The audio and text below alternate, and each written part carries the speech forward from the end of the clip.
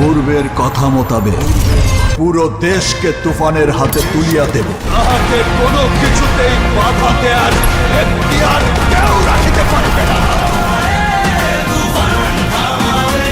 গ্যালারিদের মুক্তি পাওয়া রাজকুমার এখনো যাচ্ছে হাউসফুল।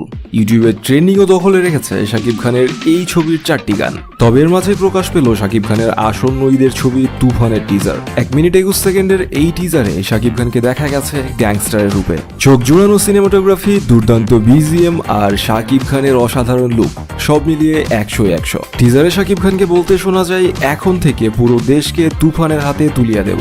সে যা চাইবে পাইবে, যা করিতে চাইবে করিবে। তাহাকে কোনো কিছুতে বাধা দেয়ার এখতিয়ার কেউ রাখিতে পারিবে না।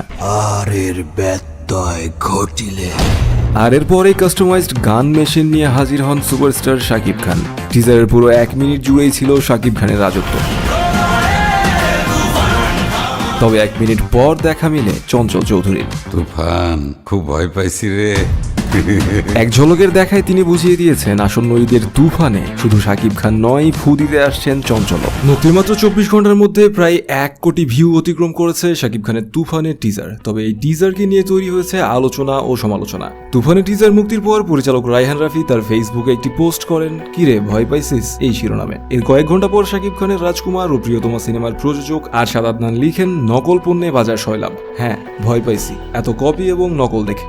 এরপরই শাকিব ভক্তদের মাঝে দেখা দেয় মিশ্র প্রতিক্রিয়া। তবে আজ সন্ধ্যায় আরশাদ আদনান তুফান ছবির প্রযোজক শাহরিয়ার শাকিলের সঙ্গে একটি ছবি শেয়ার করেন সোশ্যাল মিডিয়ায়, যেখানে তিনি তুফানের জন্য শুভকামনা জানিয়েছেন। অন্যদিকে জাজ মাল্টিমিডিয়ার কর্ণধার আব্দুল্লাহ আজিজও তুফানের টিজার শেয়ার করে প্রশংসা করেছেন পরিচালক রায়হান রাফির। গুঞ্জন শোনা যাচ্ছে, পুরান ঢাকার কোনো এক গ্যাংস্টারকে নিয়ে সিনেমাটি বানাচ্ছেন রায়হান রাফি। বর্তমানে হায়দ্রাবাদের রামোজি ফিল্ম সিটিতে চলছে সিনেমাটির শুটিং, যার প্রযোজনা করছেন চরকি আলফাই ও ওপার বাংলার SBF। আসন্ন ঈদকে ঘিরে এই ছবিতে আরও অভিনয় করছেন ওপার বাংলার মিমি চক্রবর্তী, বাংলাদেশের নাবিলা, মিশা সওদাগর সহ অন্যান্য।